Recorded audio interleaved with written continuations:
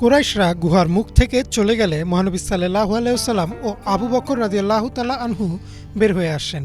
তাদের সাথে এসে যোগ দিলেন আরও এক লোক, যিনি অন্য পথে রাসূল সাল্লাল্লাহু আলাইহি ওয়াসাল্লামকে ইয়েথরিবে পৌঁছে দিবেন। তারা তিনজন রওনা হলেন। এদিকে কুরাইশরা ঘোষণা করল, যে মুহাম্মদ সাল্লাল্লাহু আলাইহি ওয়াসাল্লামকে ধরিয়ে দিবে তাকে 100 উট পুরস্কার দেওয়া হবে। এই পুরস্কারের কথা শুনলেন সুরাকা ইবনে মালিক। তার সাথে তার গোত্রের আরও কয়েকজনও ছিল। তাদের মধ্যে একজন বলল, আমি ব্যবসা শেষে আসার সময় এমন তিনজনকে দেখেছি। সুরাকা ইবনে মালিকের লোভ হলো। তিনি সেই লোককে বললেন, না, এই তিনজন সেই তিনজন না। এ কথা বলে তিনি চুপি চুপি নিজ ঘরে ফিরলেন। তার ঘোড়া প্রস্তুত করলেন, সাথে অস্ত্র নিয়ে দ্রুত গতিতে ছুটে গেলেন মহানবী সাল্লাল্লাহু আলাইহি ওয়াসাল্লামকে আটক করতে। বেশ কিছু দূর যাওয়ার পর তিনি দূর থেকে দেখলেন তিনজনকে। একজন সামনে পথ দেখাচ্ছে, একটি উট তার পিছনে পিছনে যাচ্ছে, আর তৃতীয় উটটি একবার দ্বিতীয় উটের ডানে যায়, একবার বামে যায়, একবার পেছনে যায়, একবার সামনে যায়। তৃতীয় উটটি ছিল আবু বকর রাদিয়াল্লাহু তাআলা আনহুর। তিনি ভয় পাচ্ছিলেন, কেউ যদি ডান দিক থেকে রাসূল সাল্লাল্লাহু আলাইহি ওয়াসাল্লামের উপর আক্রমণ করে তখন তিনি ডানে যেতেন, যখন ভাবতেন কেউ যদি বাম থেকে আসে তখন তিনি বামে যেতেন।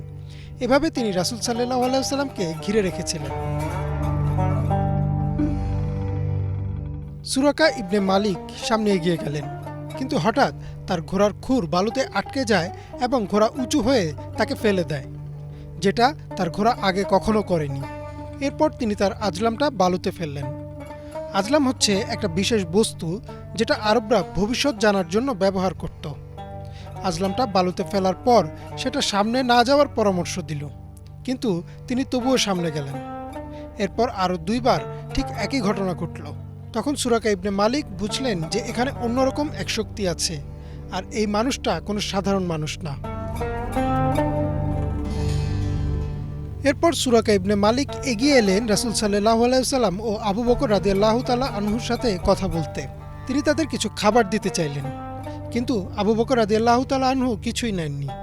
সুরাকা ইবনে মালিক যখন ফিরে যাচ্ছিলেন তখন রাসূল সাল্লাল্লাহু আলাইহি ওয়াসাল্লাম তাকে জিজ্ঞেস করলেন, হে সুরাকা, কেমন হবে যদি তুমি কিসরার বালাটা তোমার হাতে পড়তে পারো? সুরাকা অবাক হলেন আর জিজ্ঞেস করলেন, পারস্যের সম্রাট কিসরা? রাসূল সাল্লাল্লাহু আলাইহি ওয়াসাল্লাম বললেন, হ্যাঁ। এরপর সুরাকা ইবনে মালিক মক্কা বিজয়ের পরই ইসলাম ধর্ম গ্রহণ করেন।